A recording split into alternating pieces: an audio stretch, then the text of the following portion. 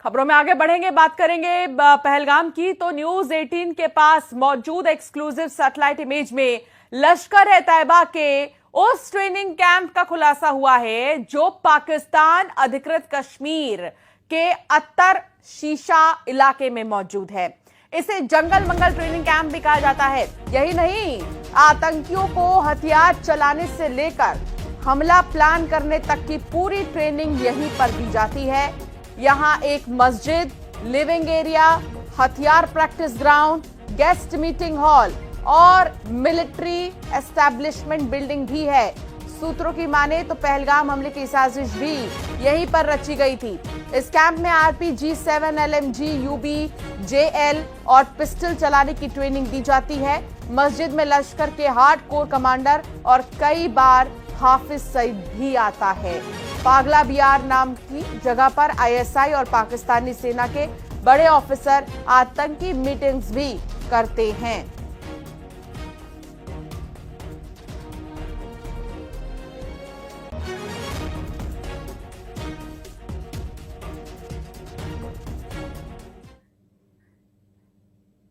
पाकिस्तान सेना प्रमुख असीम मुनीर ने एक बार फिर से भारत के खिलाफ जहर उगला है।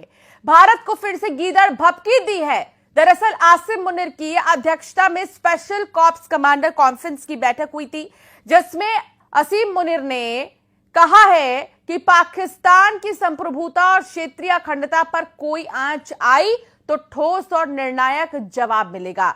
आसिम मुनीर ने साथ ही कहा कि पानी रोका तो 24 करोड़ लोगों की जिंदगी खतरे में पड़ सकती है।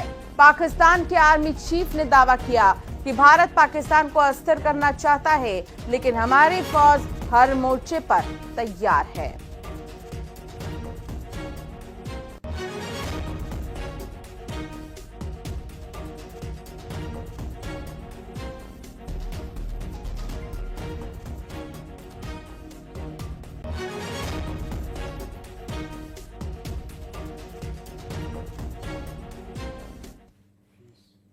पहलगाम हमले की जांच कर रही NIA की शुरुआती जांच रिपोर्ट में पाकिस्तान समर्थित आतंकी संगठन लश्कर-ए-तैयबा, ISI और पाकिस्तानी सेना की साजिश का खुलासा हुआ।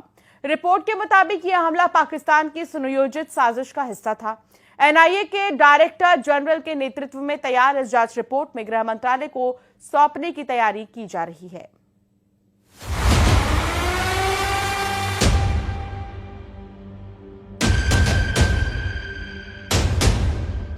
पहलगाम हमले की साजिश सीमा पार रची गई। लश्कर, ISI और पाक फौज ने रची पहलगाम हमले की साजिश। NIA की शुरुआती रिपोर्ट में हुए सनसनीखेज खुलासे। अब कैसे मुंह दिखाएगा पाकिस्तान?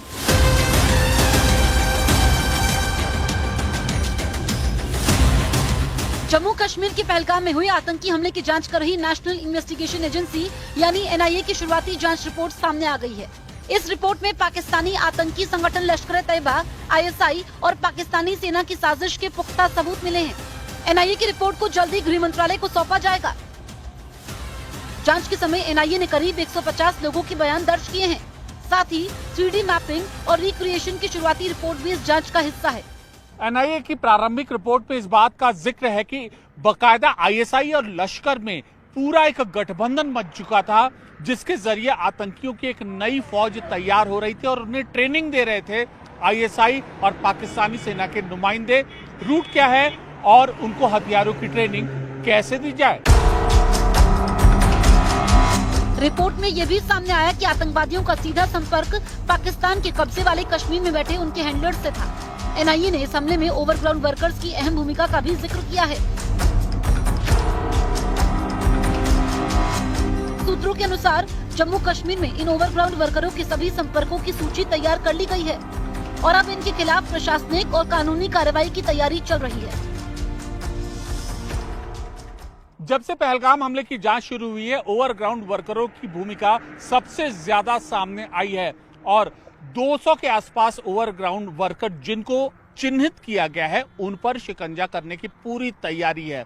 दरअसल एनआईए सूत्रों के मुताबिक अपनी रिपोर्ट में ओवरग्राउंड वर्कर किस तरीके से पनपे और अब उन पर काबू पाने के लिए क्या तैयारी की जा रही है, इस बात का भी जिक्र है। एनआईए के डायरेक्टर जनरल की अगुवाई में तैयार इस शुरुआती जांच रिपोर्ट को गृह मंत्रालय को सौंपने की प्रक्रिया जल्द शुरू होगी। एनआईए की शुरुआती रिपोर्ट से ये साफ है कि पहलगाम में हुआ हमला सिर्फ गोलीबारी नहीं बल्कि एक बड़ी साजिश थी, जिसकी डोर पीओके से खींची गई थी। भारत के खिलाफ इस साजिश के साथ पाकिस्तान एक बार फिर आतंक का एक्सपोर्टर बनकर सामने आया है।